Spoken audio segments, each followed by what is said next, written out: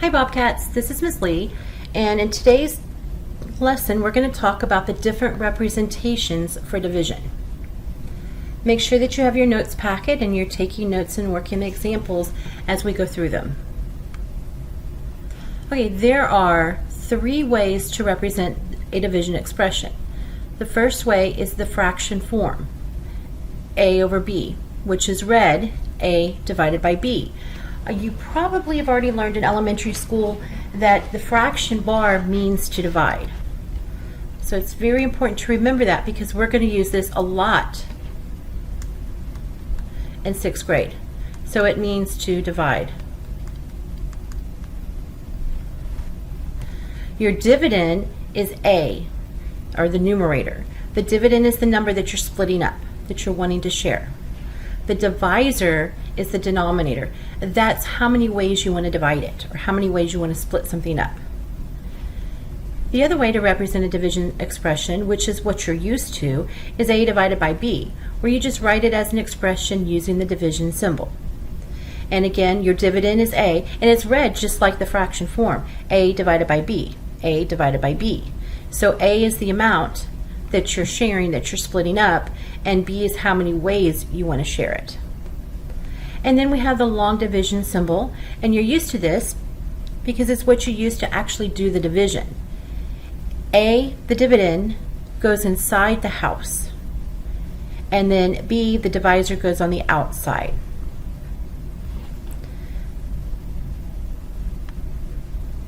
Eight members of the math club equally shared. So this equally shared means that we're going to be dividing.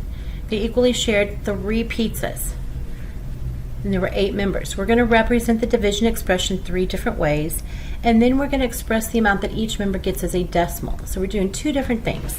First, we want to represent the 3 different ways of division. So think about it. If you don't remember, go back or look at your notes again. If we're going to do it in fraction form, the dividend, or what you're going to share, is the numerator, and the divisor is the denominator. So what is it that we're sharing? Are we sharing 8 members, or are we sharing 3 pizzas? We're sharing 3 pizzas, so that's going to be your numerator. So 3 is going to be divided by, and we're splitting it 8 different ways. 3 divided by 8. So then we can write our division symbol the same way, just like we said it in fraction form, 3 divided by 8. And then for the long division symbol, what you're splitting up, your dividend goes inside the house. So normally everybody wants to put 8 first, or 8 inside the house because it's larger, but it's not always going to be that way. The 3 is what you're splitting up, what you're sharing. So that goes inside the house, and we're sharing it 8 ways. The 8 is your divisor, it goes on the outside. So these are 3 different ways that we're going to be working with or representing division this year. Then we want to do the work and write this as a decimal. Well, if you look at the fraction form, we have 3/8, and hopefully you remember these are one of our benchmarks. 1/8 is how much? 125 thousandths. So to find 3 of them, you just multiply by 3 and you get 375 thousandths. So this is the second part of our answer. You should be able to represent division the 3 different ways. You should be able to solve and find out how much each person will actually get, whether it be in fraction form, whether it be a decimal, or as a percent. Let's do another one. Maddie correctly answered 17 out of 20 questions on her math test. Represent the division expression 3 different ways, then express the amount of correct questions Maddie got as a percent. Alright, so let's first work with the 3 different ways. 17 out of 20. What does that sound like? It sounds like a fraction. 17 out of 20, which can also be read 17 divided by 20. So for our division symbol, write it just like we did our fraction, or just like we said our fraction, 17 divided by 20. And then for the long division symbol, the divisor goes on the outside. How many pieces are we wanting, or how many ways do we want to share it? 20. And then the 17 goes on the inside. And now we're ready to convert this to a percent. Since we already have it in fraction form, we can easily convert it to a percent because percent is what? Out of 100. So what is your scale factor? What are we going to multiply 20 by to make 100? 5.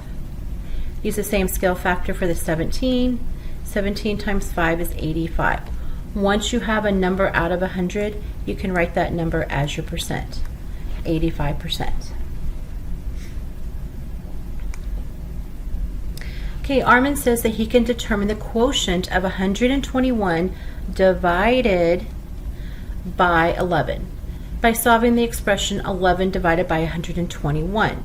Okay, well, first of all, we read the problem and you can tell right away there's a problem because this is 121 by 11 and Armin did 11 divided by 121, so he mixed them up.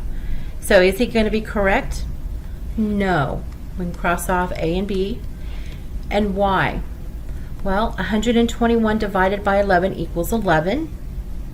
And 11 divided by 121 equals 1/11. D says no because 121 divided by 11 equals 1/11. Well, if you know your multiplication facts, you know that 11 times 11 equals 121. So D is not correct. We can cross that off, which means C is the correct answer. Yep.